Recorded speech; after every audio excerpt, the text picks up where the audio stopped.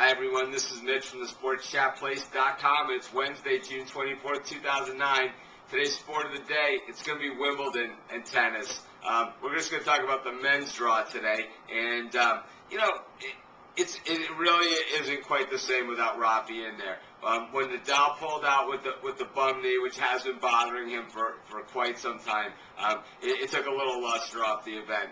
It's Wimbledon. Sure, we're going to see Roger Federer, but we're not going to see, the defending champion, and really, we're not going to see a rematch of, probably the greatest match in tennis history that took place on center court last year. I'll admit it, I'm not like a huge tennis fan. I was when I was younger. I used to really follow it back in the, Borg, McEnroe, Connors, Arthur Ashe days. And, I don't follow it as closely now. The game has changed a lot. If you listen to our show Picks and Parlays last night, we talked tennis for quite some time on the show. And, it wasn't something that we planned. It was something that we just got into a nice discussion about. We talked about different strategies for Wimbledon and things like that.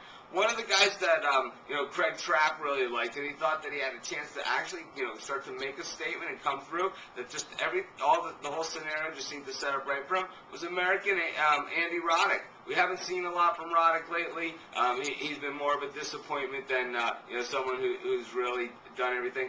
Men's American tennis has been down for quite some time, and maybe a Roddick win at Wimbledon is something that gives the sport a shot in the arm, and maybe the youth out there, we start to see some exciting young tennis players. I think that's part of the problem with the game of tennis today, is that the youth aren't involved because it's not as exciting as a sport as it used to be. We used to see long rallies. We used to see tennis players that were identifiable.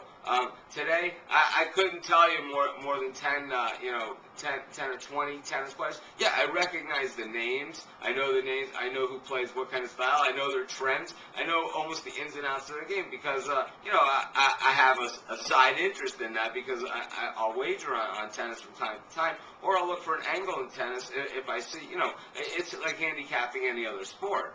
But at the same time, I wouldn't recognize half of these guys if I saw them walking down the street.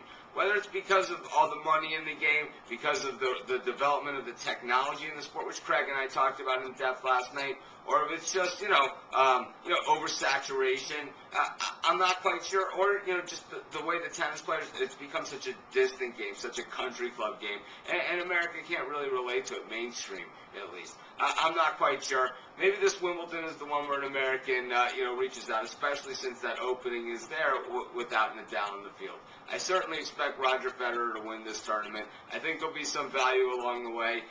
We talked about playing some parlays in tennis last night as well. I think that, round by round, the favorites, because of the way the seeding system is, you see a lot of favorites win, the bulk of the favorites win. If you throw 4 or 5 of these favorites together, generally you can hit a pretty easy but low-paying parlay. So in any event, this is Mitch from the SportsChatPlace.com. We'll be back with a Wimbledon update, I'm sure, next week, as we develop into the second week of the fortnight that is Wimbledon tennis. So this is Mitch from the SportsChatPlace.com. Thanks for joining me. Be sure to check out all of our sports picks, write-ups, in action here at the SportsChatPlace.com. And if you want to hear more about tennis, just click on the podcast or listen to it through the internet of last night's show of Picks and Parlays, which happens every week at 7 o'clock Eastern Time on Blog Talk Radio. The link is available on the front page of my site, thesportschatplace.com. Have a great day.